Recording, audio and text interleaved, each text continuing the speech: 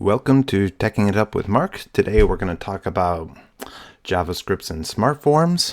Again, it's a hot day in July, so bear with me if I'm a little bit slower today. But specifically, we're going to look into getting and setting values in SmartForms. So last time, via JavaScript, last time we looked at how to use selectors and how to set some styles, things like that. But now we'll look at something that might be a little bit more useful and something that's a little bit more common.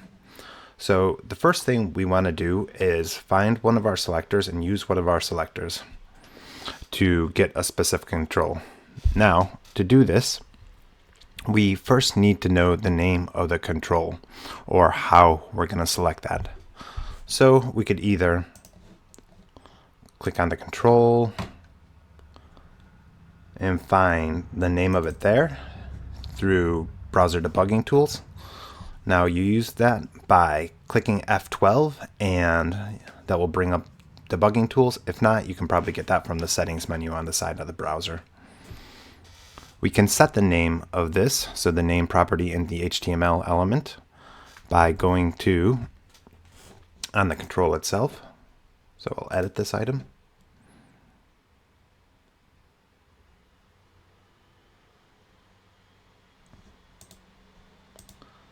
And putting in something else in there for the name. Right now we'll leave the standard names as they are. And let's get the text box. So first we'll do this in the console and then we'll add it to a script later on. So first I use my jQuery selector.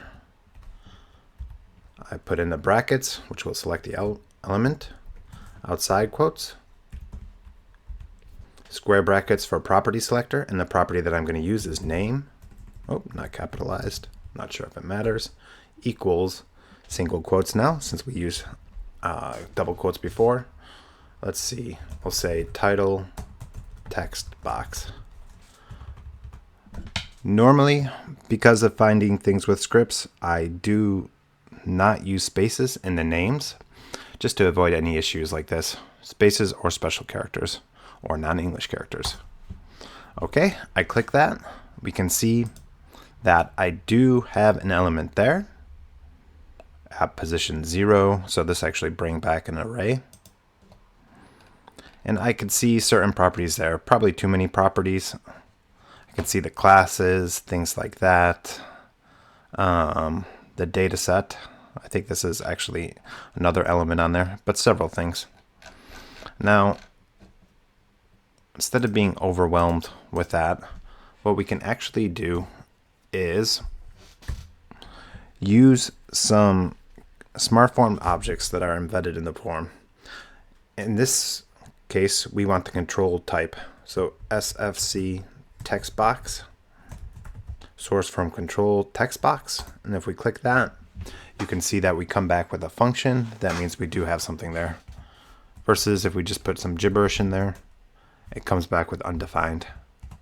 So we'll go there and we'll use this method. We have some places where I've used this before. We could also look this up if we needed to. So it's not very easy to see, but if we click on this, we could see where it is in the scripts that are loaded on the page. These scripts, though, they're all minified, so it's quite hard to read them. You can do that. You can add debugging prompts as needed there to try to get a little deeper insight of what's actually going on, but it is difficult. I've spent a lot of time doing that, and sometimes I don't get much results for that. But what we need here, or that I know of at least, is 3 parameters for this. So the first parameter, I'm just checking what I have here, is options, or up to 3 parameters. So this would set the options in the control. Well, let's see if we put an empty text box back, what would we have? We actually don't have too much here. It's not returning anything from this. Let's just try putting in option as the first option. Option. See if the other parameters are mandatory. Look at that. it came back with a list of options that we have there.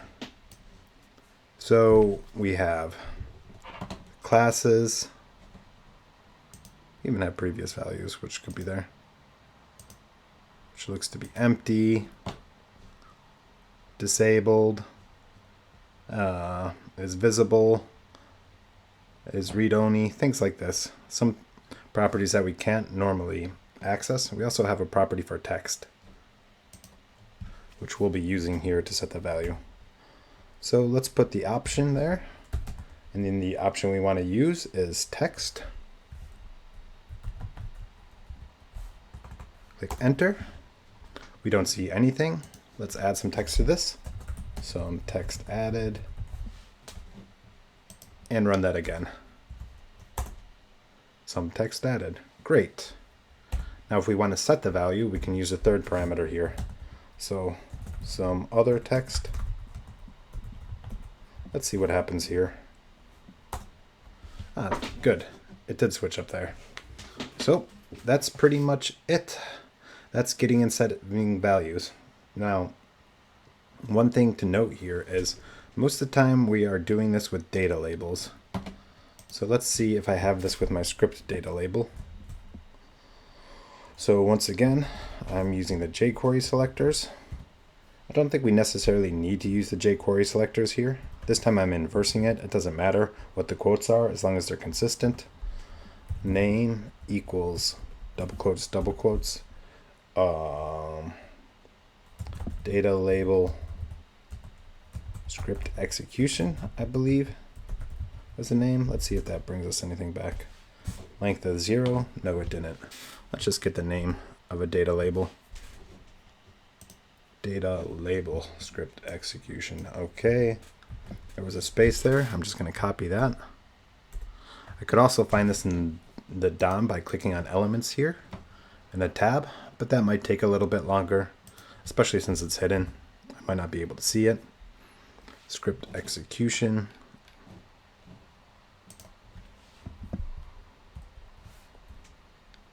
Paste that in there. Okay, it's coming back with my control. Now I'll make that a source form control data label, or just label is enough. Whatever. Comes back with the whole methods. Comes back with a method here, just returning that, I believe. I will go into options for this, as we did before. Option. And we'll put text in. See what text. I don't think we have anything in there. Clear. We'll set that. Here is some value. Now you can see that there, that the data label was set. Let's try another property. So if we go back to options, we should see that. Options, let's see. Has focus, default value, disabled. We'll use is visible. Anything else interesting here? No, not that I see. But option is visible. True. Okay. I don't think we could do it like this. I think we have to actually use this method to set it. Let's put it to false. Great. It actually worked. You can see also that it disappeared off my screen and back to true.